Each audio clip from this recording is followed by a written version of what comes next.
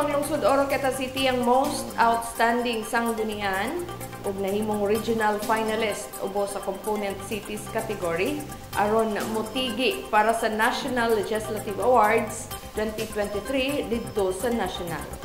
Ania ang kumpletong detalye.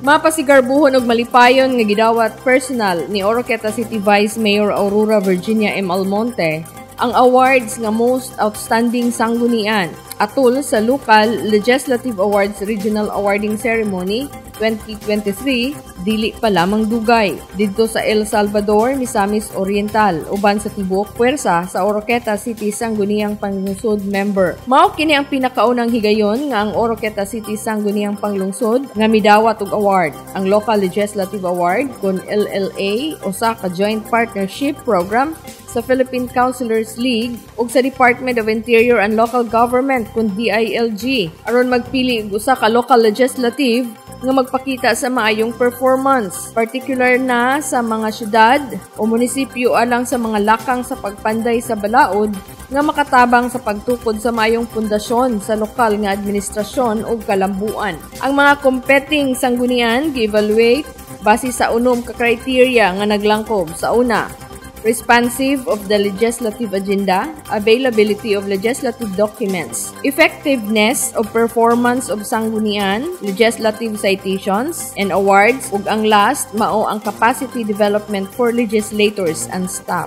Ang mga competing sanggunian gi-evaluate base sa unom ka criteria nga naglangkob. Sa una, responsiveness of the legislative agenda, availability of legislative documents, effectiveness of performance of sanggunian, legislative citations and awards, ug ang last mao ang capacity development for legislators and staff.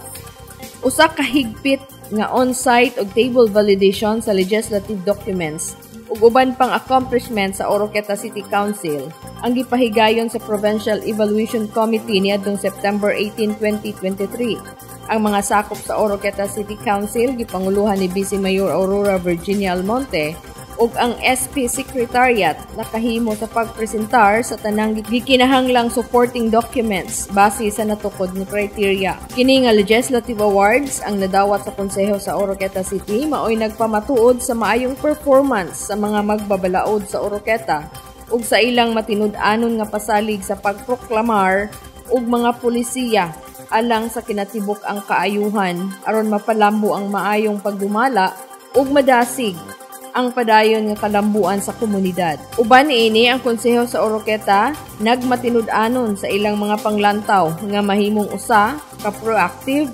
aggressive, competitive, empowered and responsible legislative body.